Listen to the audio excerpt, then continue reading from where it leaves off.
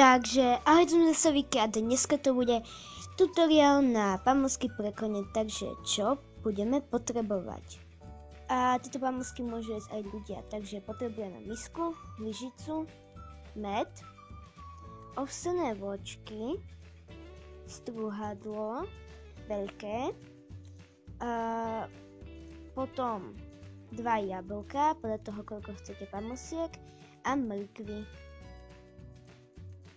Takže do misky si dáme strúhadlo a ostrúhame jablko. Môžete strúhať na týchto tu ako ja, alebo môžete potom aj na ostatných. Ja strúham na tých najväčších.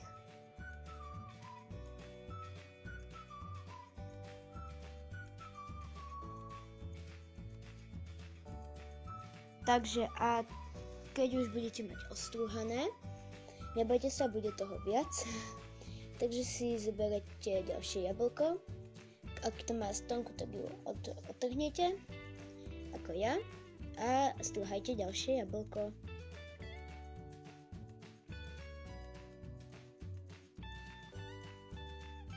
Takže teraz si zoberte lyžicu a budete pomaly dávať toto jablko, čo je tam ostalo, tak to budete dávať do tej misky a budete mať toho viac.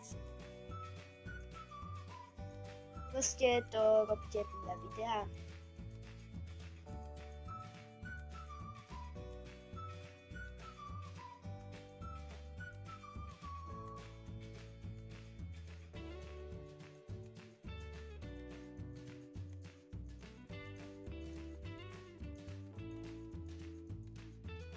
Takže ak máte, tak to poriadne zamiešate.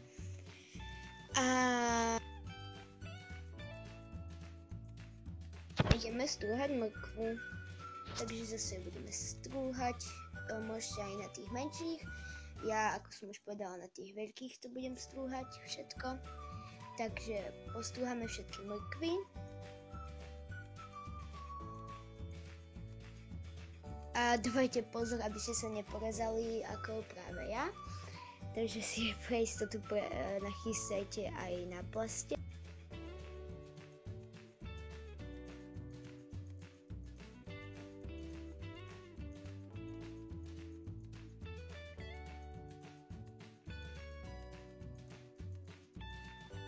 A zase s lyžičkou dáme dole to, čo nám ostalo na strúhadle. Aj zo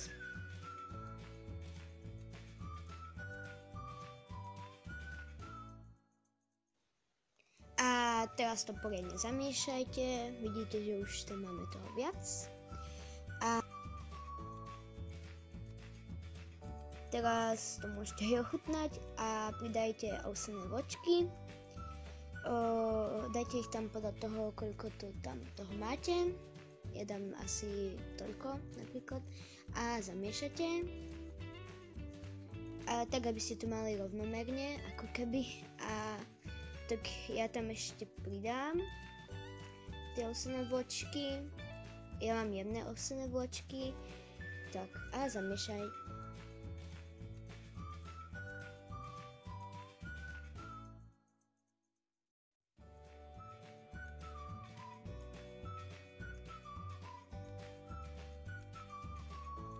Teraz tam pridajte med.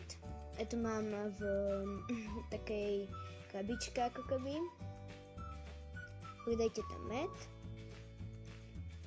Stačí tak málo, aby to nebolo veľmi sladké a zase premiešate.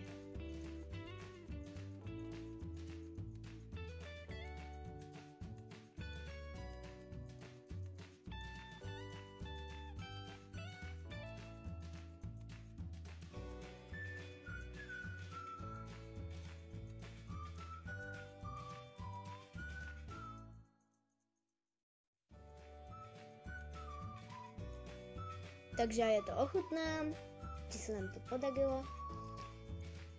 Tak a je to vážne super. A teraz si prichystáte formu na mafiny a budete to tam pomaly ukládať.